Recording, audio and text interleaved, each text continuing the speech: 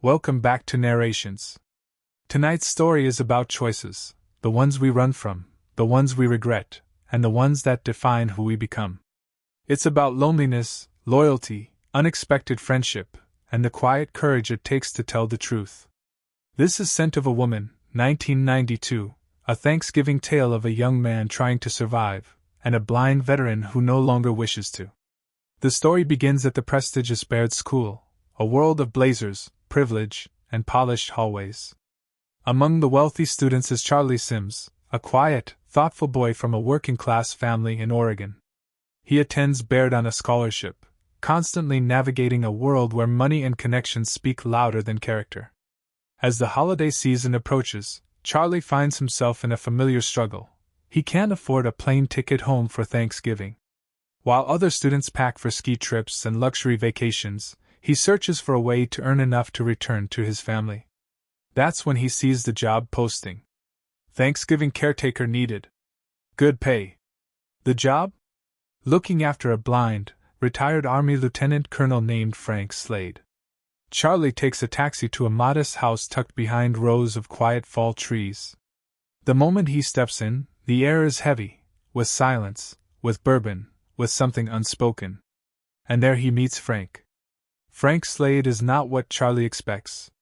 He is sharp-tongued, intimidating, and brutally honest, a man who uses insults like armor. He moves through the room with a rough grace, tapping his cane, sniffing the air as if reading the world through scent alone. "Who are you?" he barks. "Charlie Sims, sir. I came about the job." "You a snitch?" "No, sir. Everyone has a price," Frank says. "You just haven't been offered yours yet." Charlie realizes instantly, this man is a storm, unpredictable, loud, brilliant, and heartbreaking in ways his pride refuses to show. Frank's family treats him carefully, almost fearfully. His niece, Karen, tries to give Charlie instructions, but Frank cuts her off sharply. Once they leave for their own holiday, Frank reveals the truth behind the job. "Pack your bags, Charlie. We're going to New York City." Charlie blinks. "Sir, I thought you thought," Frank interrupts, "you'd babysit me through Thanksgiving." "Wrong. We're going to have a great time." Charlie hesitates, but the paycheck is too big to refuse. And something about Frank, the sharpness, the mystery, pulls him in. Meanwhile, at school, Charlie's world begins to crumble. A group of privileged students, George, Jimmy, and the others, pull a cruel prank on the headmaster, Mr. Trask, involving paint and humiliation. Charlie witnesses the setup, but he's not involved. Still, he becomes a target. Headmaster Trask summons him. "Tell me who did it," he says, "and you'll be rewarded. A letter of recommendation to Harvard." Charlie refuses. Loyalty is worth more to him than bribery. But Trask is ruthless.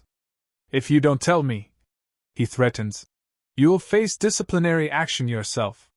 Charlie walks out of the office shaken, torn between protecting the truth and protecting his future. He pushes the fear aside as he boards an airplane with Frank.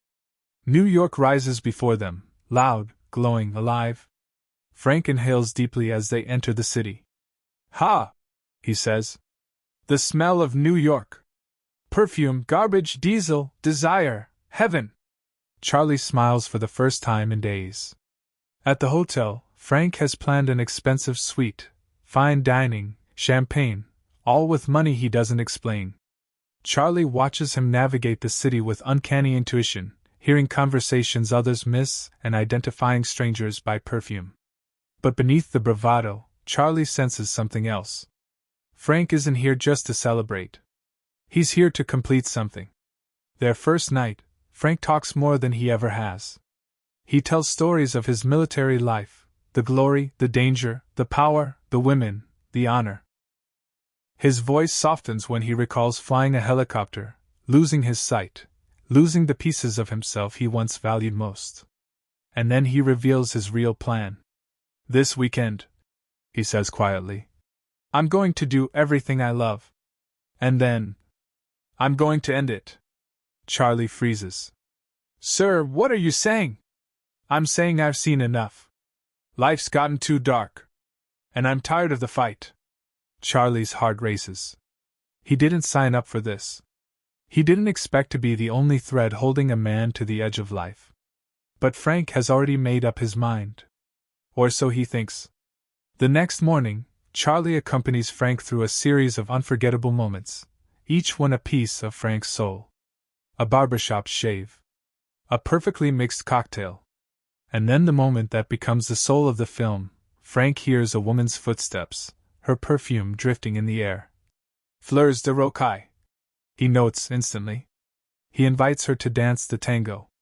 Charlie, he says, some people live a lifetime and never learn to tango. Let me teach you something. The music begins. Frank moves with certainty, confidence, elegance.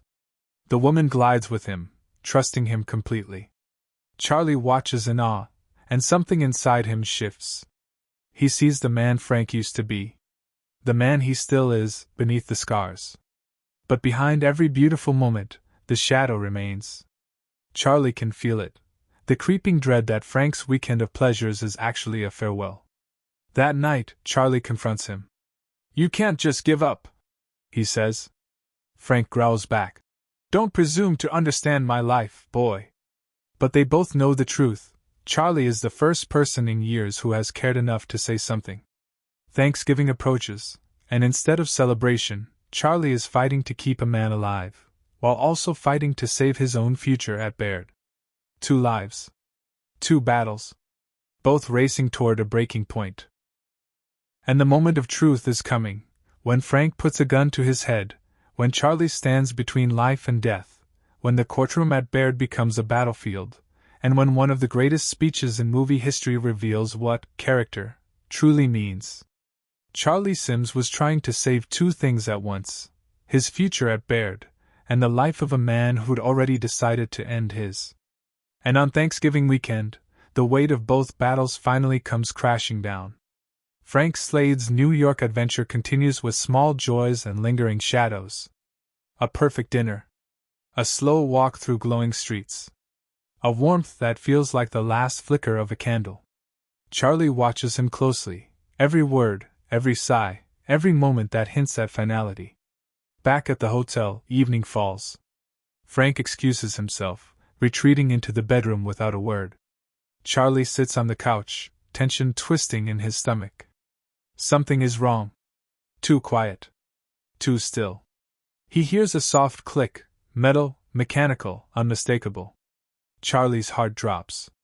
He rushes into the bedroom, and finds Frank sitting on the edge of the bed, perfectly dressed in his crisp uniform, a silver .45 pistol in his hand. Charlie freezes. Frank turns his head slightly. He can't see the boy, but he knows he's there. Don't, Charlie whispers.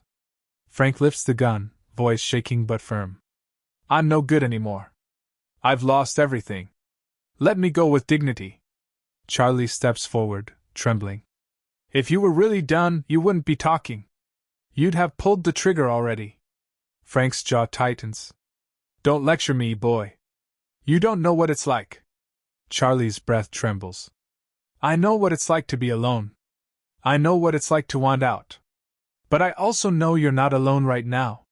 Frank's face cracks, a flicker of pain beneath the steel. Back off, Charlie. But Charlie refuses. He steps between Frank and the barrel, tears burning, voice steady. If you're going to do it, you'll have to do it through me. Frank's grip falters. The room fills with a silence so heavy it hurts to breathe. Then, with a long exhale, the colonel's hand drops. The gun lowers. And he breaks. He sobs, loud, guttural, human, decades of grief and guilt pouring out at once. Charlie holds him, steadying the weight of a man who has finally let himself feel. The next morning, Frank is quieter. Not defeated, softer. He thanks Charlie, not with grand gestures, but with a simple truth. You saved my life. Their return to Baird brings the second storm. Headmaster Trask summons Charlie again. This time, it's official. He must testify at a disciplinary hearing. If he names the boys responsible for the prank, he gets the Harvard letter. If he refuses, he faces expulsion. The room fills with students, faculty, and the guilty boys, George, Jimmy, and those who watched from the shadows. George shifts nervously. He knows he's guilty, but his wealthy father has already paid for protection. Charlie sits alone at the table, tired, outmatched, but unbroken. Trask begins with sharp authority. Mr. Sims, for the final time, tell us the names. Charlie swallows hard. I'm not going to say. Trask's voice sharpens into anger. Then you leave me no choice. Before he can continue, a new voice fills the hall. I believe you do. Frank Slade appears in the doorway, cane tapping, chin lifted, presence commanding the entire room. He takes a seat behind Charlie, leaning in just enough to whisper. I'm here, Charlie. Trask sputters. Colonel, this is a private hearing, not while this boy is being railroaded. Frank snaps. He rises slowly, not just to stand, but to fight. What follows is one of the greatest speeches in movie history, and here, told in your warm narrative voice, it becomes the heart of the story. Frank begins softly, but every word carries weight. I've been around, you know. Seen boys like these, smart, privileged, slippery. But I've never seen a boy like Charlie Sims. He gestures to Charlie. This boy is a leader. When the chips were down, he didn't sell out. Not to you, not to anyone. The room shifts. Trask clenches his jaw. Frank continues, voice rising. There's nothing wrong with taking a stand. And if you punish this boy for integrity, then you're teaching these students the wrong lesson. He points at the guilty boys. You're building futures for them based on money, not character. Frank's voice breaks with emotion, real, raw, unstoppable. I'm too old. I've lost too many things. But boy, I'll tell you. I haven't seen a lot of men with the soul of this kid right here. The hall falls silent. Charlie's eyes fill. And then Frank delivers the final blow. If you decide to expel him, then you can stuff your Harvard letter. But you will be losing a young man with more honor than this entire school has seen in years. The board murmurs. The impact is immediate. The head of the committee clears his throat. We find Charlie Sims not guilty. No punishment. Case closed. A wave of relief washes over the room. As students applaud quietly, Charlie looks at Frank, his voice thick with gratitude. Thank you, sir. Frank smiles, small, real. I wasn't going to let them take you down, Charlie. Not after what you did for me. Outside the hall, the winter sun breaks through the clouds. Charlie escorts Frank back to the car, their steps slow, meaningful. Colonel, Charlie says softly, what will you do now? Frank adjusts his coat, breathing in the cold, fresh air. I think I'll head back home. Maybe find a few new things worth living for. Charlie grins. I think you will. Frank pauses, tapping his cane lightly. You've got a place in my heart, son. And you in mine, Charlie replies.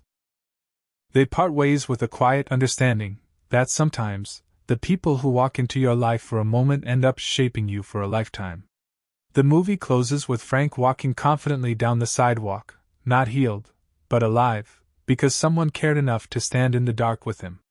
And Charlie watches him go, knowing he made the right choice at Baird, in New York, and in every moment that required courage. Because Scent of a Woman is not a story about blindness, but about seeing. Seeing people. Seeing truth. Seeing what truly matters when the world demands blindness in return. If you enjoyed this narration, don't forget to like, share, and subscribe to Narrations, where stories come alive with heart, courage, and humanity.